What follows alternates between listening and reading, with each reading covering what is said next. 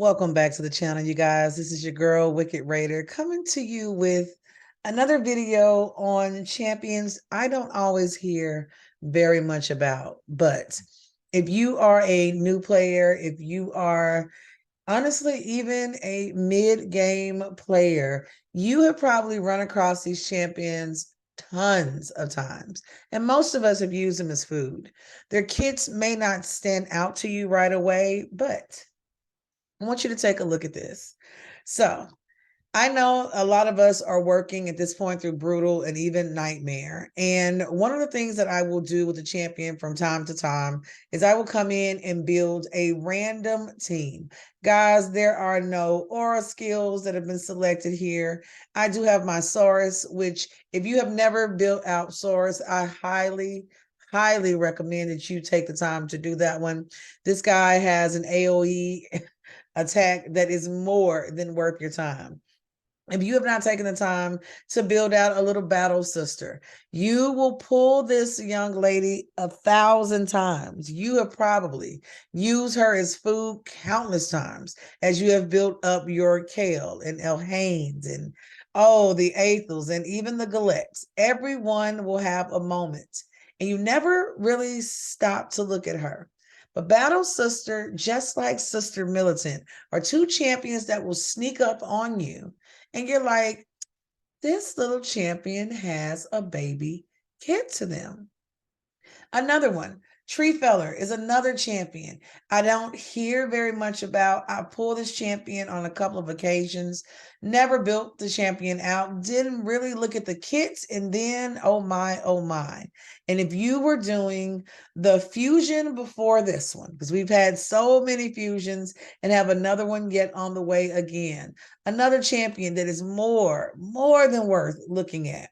So Margrave Greenhawk is becoming my new favorite rare champion. Guys, this dude has a kit. There are a lot of Sylvan Watchers. As you read through their kits, you sometimes have to pause and really think about what their skill set is bringing to the table. This guy can actually put up numbers. I'm running him and I've tried to secure him during the fusion, at least one copy of this guy on every account.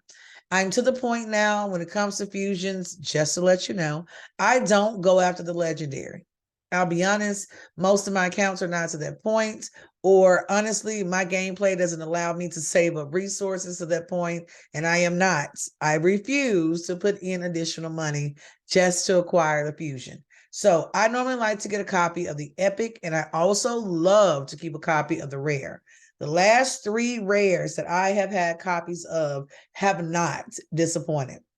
And majority of those copies I can pull on my main account, and I'm going to have every single one and still use them in different areas.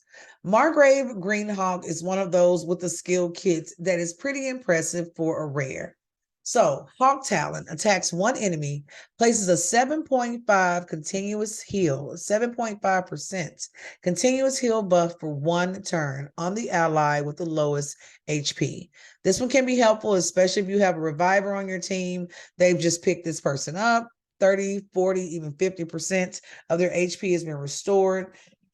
If they still have the lowest HP, this guy's going to come in and hit them with that continuous heal, which can definitely be helpful as well.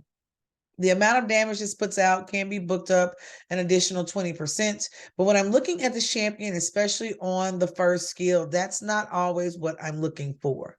Now, when it comes to Emotionless Rampage, the number of books, I admit, are, it kind of takes your heart, but it's not bad. This skill can be placed on a 3-turn cooldown. Attacks 3 times at random. Each hit has a 50% chance of placing a provoke debuff for one turn. I'm not a girl that's big on provoke. I see it a lot. I get it.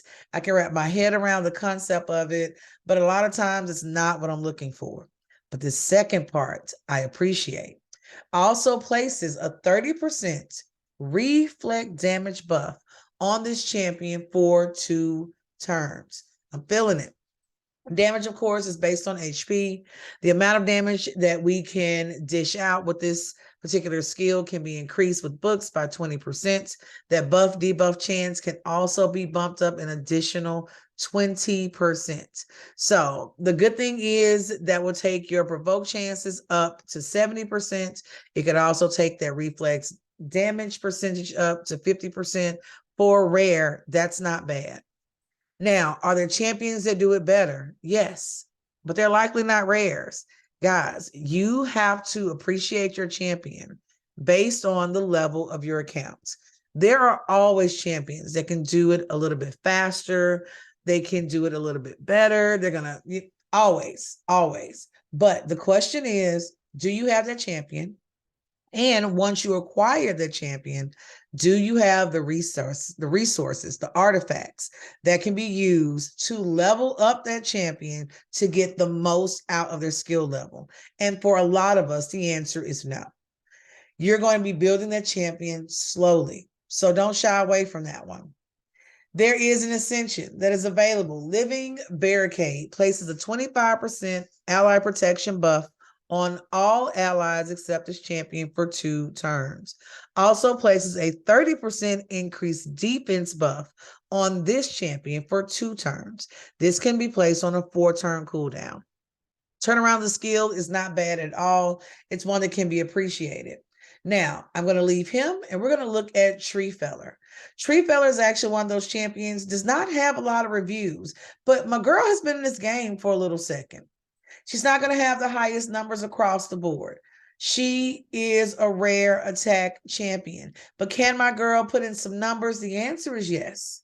Where she can be extremely helpful, I'm finding her helpful, of course, in faction crypts. Most of us know that we have an affinity for certain factions. We just do. We just love them. We love the aesthetic. We love the champions involved. But the other thing we tend to forget is there are secret rooms in Doom Tower. There are areas in Faction Crypt that will force you to pull players from all factions.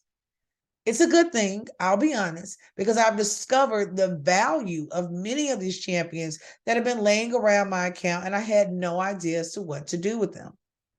So skill sets, because this is the champion we often use as food to fuel ourselves to the next level. But pruning limbs will attack one enemy, has a 35% chance of placing a 25% decreased accuracy debuff for 2 turns. You will not appreciate decreased accuracy until you are late early game and probably early mid game. It's those skills. I promise you, the further you go in, the more you're going to get it. I can increase the damage that's inflicted by 10%. I can also book up and increase my buff debuff chances by an additional 15%. Keep in mind, you're dealing with rare champions. So being able to book up to that 40, maybe 45%, 50% level is about where you're going to be, but many of them do really, really well with that as well. Second skill, Chop Down, attacks one enemy 2 times. Each hit has a 50% chance of placing a 2.5% poison debuff for 2 turns. You can exploit that 2.5% based on which artifacts you choose to put on this champion. Each hit also has a 50% chance to place a 15% decreased speed debuff for 2 turns. Attack base as always. I can increase my damage by 15%. I can also book up my debuff chances by an additional 25%. So that will still get us back to that illustrious 40% on my debuffs, increasing that chance up to about 60, no, still would keep the chance at 50%, but I can add an additional 15% of damage as well. On this third one, Blasting Powder attacks 2 times at random. Each hit has a 70% chance of placing a bomb debuff that detonates after 3 turns. This skill can be placed on a 4-turn cooldown. Not bad. If it was placed on a 3-turn cooldown, it would have been even more exciting. But if you think about it, that's 70% chance of placing the bomb debuff can actually be buffed to 100% chance.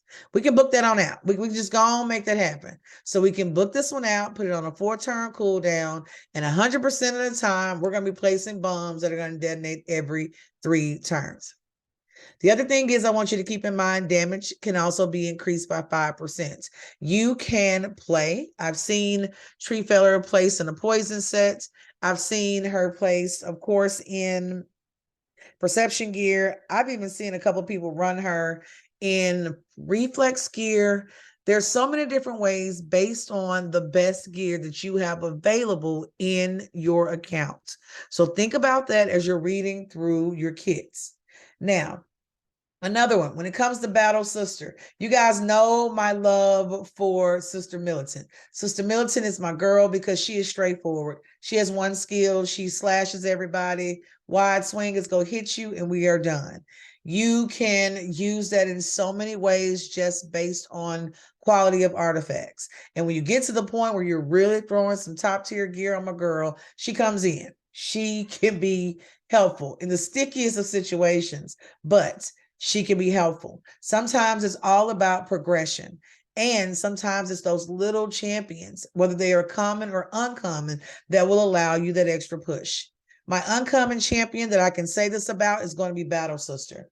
As long as she's been in the game, I'm shocked she only has 80 reviews. She's not going to blow you away. I would never use my girl in Hydra. No, we're not even going to do it to her. Do not disrespect good old Battle Sister. But Battle Sister does have a place. She really does. Now, on Sever, that first skill, attacks one enemy, decreases turn meter by 10% if this attack is critical. If you are just starting out, you have the ability to book this up for an additional 25% of damage. Guys, if you have no turn meter control, you have not pulled your Diabolus yet. And honestly, if you can get her and Diabolus on the same team, you are early game and they are kicking it back and forth. I promise you, you're going to acquire some champions pretty quickly that can make Battle Sister worth it. She's not hard to book out at all because you're going to be pulling so many mystery shards. You're going to pull my girl quite a bit. Don't get rid of those dupes. Use those to fully book her out. She has a second skill, which is Condemn. The only thing is I wish it would attack more than one enemy. So Condemn is going to hit that one enemy, has a 15% chance of removing one random buff from the target. This attack is always critical. Always critical. This skill can be placed on a 3-turn cooldown. The amount of damage can be booked out for an additional 15%. And we can take that 15% chance of removing that one random buff. We can bump that up to a 25% chance, which is helpful as well. You can't miss it. Put her next to your boy Saurus, and you are in the game. One of the top uncommon champions you're going to run into in this game. We all know. If you don't know, if you have slept on my boy, and I'm pretty sure there's a guide on this channel for Saurus. Guys, don't sleep on him. Beautiful. First skill, attacks all enemies. Think about the gear. Do you want to throw out a freeze? Do you want him to throw out a poison? Do you want him to throw out sleep? Do you want him to do stun? Gear makes a difference because this damage can also be increased by an additional 25%. We're going to book him through dupes, through the ones you're going to automatically be pulling as you go through to make progression with those mystery shards. Second skill, you see it, attacks all enemies 2 times. You've heard me say it, and I'll say it again. One of the best uncommon champions in this game is going to be Saurus. So attacks all enemies 2 times on this fire wave, has a 10% chance of placing a 50% heal reduction debuff for 1 turn. The heal reduction is nice because we can put this on a 3-turn cooldown and your boy is hitting back to back. Places a 50% heal reduction debuff if the target's current HP is less than or equal to 40%. You can't beat it. This is what this is going to look like. Let's say I just made it to Brutal and I am working 4-7. I've been building my champions, but not everybody is as high and maxed out as I want them to be. So we're going to run this with no auras included. 4 champions, very straightforward. You have your rare, you've got your common, you have your uncommon. My girl's gonna come in, she's gonna make it happen. Tree Feller's gonna get a little bit done. And as a team, guys, they're gonna run just fine. And this is in Brutal. You can run them in normal. I can remember when I hit normal and I was in that last little area for normal campaign, and I'm like, oh my gosh, how do people make it to brutal? It's all I kept saying to myself. What can I do to my team to finally get to brutal? I made it to brutal and I couldn't figure out how am I supposed to run this with one or two champions to earn all of my stars. We've all been there. And if you're there right now, I promise you, every account, you're going to be thinking the same thing. But once you get through once, you realize it doesn't matter. When you make it to Nightmare, you're going to progress so much quicker than you think you ever would. Look at them. This is brutal. Stage 4, brutal. And they are doing just fine. My little team of uncommon, common, and my rare champ. There's some poisons that are being thrown out. We have passives that are doing their job. My guys are going in, getting damage where damage needs to happen. There's nothing more that you could possibly ask for from a team. Are we going to lose Battle Sister? Probably. My girl's going down. That's okay. Oh, he took out Saurus too. Now, at this point, I don't know how this is going to go. Because the first couple times I ran this, my boy Saurus was in the game. He did just fine. But y'all know, win or lose, I'm going to post it as it is, unedited, and we're going to make it happen. Oh, he took me out. Took me out. That continuous heal may not be enough, and it's not. Oh, hit him. Oh, and we got a victory. Even better, because I did not see that coming. Guys, my entire team went down. But look at the numbers my little baby team was putting up. You can't ask for anything more. What more can we do? Not close to being that level 50, not close to being level 40, not close to being level 40, and still got the job done. Go in, make that sale, bump up. We've earned silver, and I will be more than happy. This is, of course, we're running in brutal, hitting our nice little Durham Forest. Levels are not very high. Imagine if you added a legendary or even an epic champion of your preference to the team as well.